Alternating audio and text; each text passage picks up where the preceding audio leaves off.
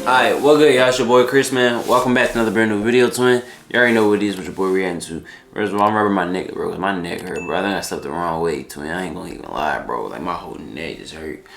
But, y'all see what we got right here, man. We got the first pick the NBA literally never cared about. And I have a few suggestions on it. I have a few people. I have dropped Lil Uzi Eternal Take 2 reaction on my Patreon because it got blocked on YouTube, but it will be on my Patreon. I might be just dropping it for free for y'all, so go check it out. It's gonna be down in the description, and go tap into the Patreon. I have my Patreon. Me and my mom, we got a Patreon too, but go check it out, man. But I thank y'all, love y'all, and new vlog and everything about to be on the way. So yeah, enough of me talking. Let's get right into this.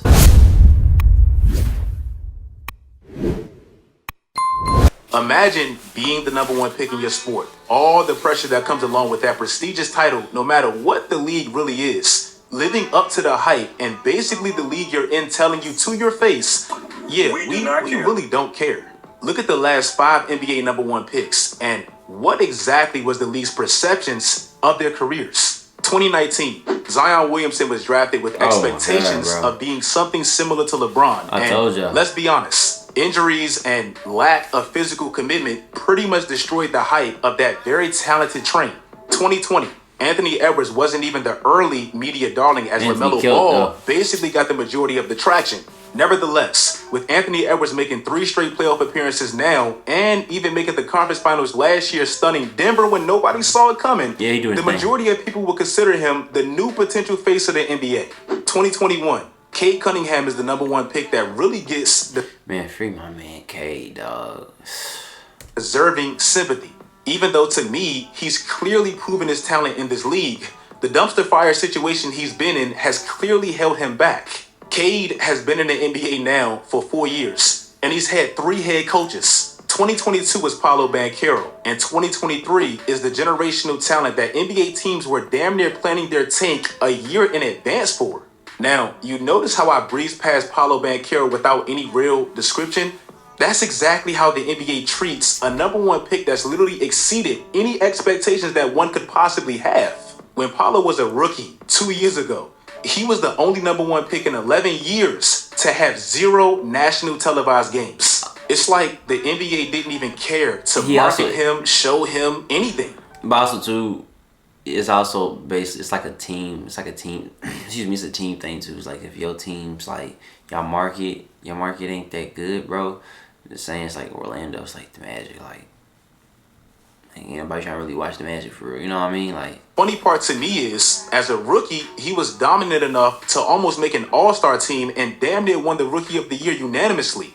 Paolo didn't even get a national televised game until February 13th this year, 484 days after he was drafted #1 overall. The other night, Paolo put together a 50-piece. And yes, granted, it was against the Pacers, who's notoriously bad defensively. But when I dive a little bit deeper, I think it's proven that this specific #1 pick that actually lived up to being the #1 pick might arguably be the most disrespected #1 pick that I think I've ever seen. It was important. It was a hard game, and I don't know why I'm crying right now. It was a hard game, and I'm proud of my team for sure. I remember when Paolo did this last year, and the overall sentiment on social media was, why is this man crying over a win over the Pistons? But for me, in the new age basketball culture, with a bunch of new spoiled kids that don't really seem like they care about the journey of being great basketball players anymore, I have to appreciate this man's passion. Last year, the Orlando Magic made the playoffs, and it was basically 2 teams that the world really didn't care to see. It's crazy because this actually ended up being one of the best series of the entire playoffs. But it did get all the memes of, this is definitely NBA TV material, and I'll just catch the highlights. In Paolo's first playoff appearance, he averaged a very solid 27 points. And when the games were tied 2 games apiece and they needed him most, he averaged 34. Chet Holmgren is a player that, in that specific draft, we kind of acted like he was the real #1 pick. I think it's because he fits way more of what the new NBA gushes over and prefers currently. Chet is a two-way stretch big that can put the ball on the floor. Not quite as good as Paolo, but he can. And he can destroy your offensive game plan with his presence at the rim. This defense. That's become like the NBA's preferred prototype for a big. In Chet's technical rookie year last season, he basically got paired with the insane rookie campaign of Victor Wembanyama. They got paired together. They're being marketed as the new big rivalry, and I understand exactly why. But to me, it kind of put the nail in the coffin of the NBA ever caring about the real number one pick in 2022, Paolo. And let me explain why.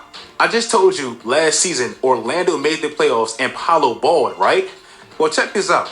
These are the national televised games for this season. Every single team that made the playoffs last year, every single one, they all have at least double-digit national televised games this year. Wow. Every single one except Orlando and Paolo. Now, I get that Orlando in general seems to be one of the more hard teams to market in the NBA, and it feels like the league has no interest in doing so. Paolo's first national televised game was this February, and that was the first time Orlando made TNT or ESPN since 2013. But bro, we're talking about a dude that showed the league for back-to-back seasons how good he is, and the league is consistently telling him, we really don't care. Now, I get the deficiencies in his game, and I do believe that's part of the reason he's not talked about as much. It feels like as a superstar big now, you either have to be the focal point of your entire offense where everything runs through you, which to some extent does describe Paolo, or you have to be damn near equally productive on both sides where preferably you can also stretch the floor. Paolo has gotten comparisons to Julius Randle, a player that's never to me really had a true home, kind of because of his style of play. Paolo right now isn't great defensively, and with how bad Orlando's spacing has been, he hasn't been the best shooter as well. But let me ask a simple question. When exactly did results stop mattering? Like when? There's a young team in the NBA that's been praised for years for being the youngest good team in the league with unlimited potential, and that's the OKC Thunder. In the last 2 years, they've improved their win total by 33 wins, and what makes it so impressive is how young they are. But what if I told you there was a team doing something very similar, but instead of being led by a player that was drafted in 2018, they're being led by a 21-year-old. Since Orlando drafted Paolo, they've been plus 25 with wins. That's only second to OKC. Wow. Last year, OKC was the second youngest team in the NBA. And yes, that's what makes that rise so impressive. Well, Orlando was fourth. And to really show you how exactly abnormal what Paolo has done really is, these are the last 6 number one picks. And these are their first year impacts on their teams. I love 41, but nothing really changed.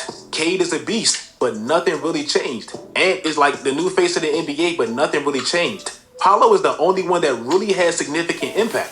Yes, I get some more respect on my man's name at times. Yes, I get even though I still did, more active on the glass with his size. Yes, I get his defense can improve. But bro, he's 21 years old. He's undoubtedly the best player on his team. And if they're going anywhere, it goes all through him.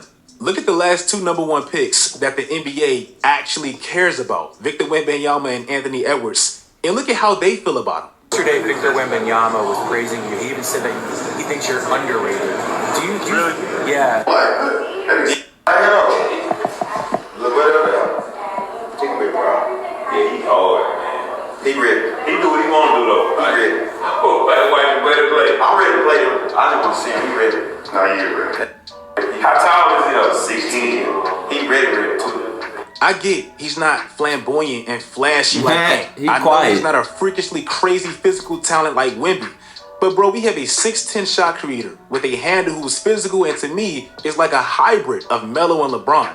Maybe the NBA should care about him a little bit more. If you guys like this video, like... Hey man, y'all let me know what y'all think about this down in the comment section. I just feel like they probably got to just somehow just win more. I really don't know. Just win more, get it in. Just, you know, just get their name, get their team out there more or whatever. Like, I generally don't even know, bro. Because it's just Orlando, you know what I mean? It's like, yeah. Because we expected them to not beat the Cavs. Like, they got to just win, though.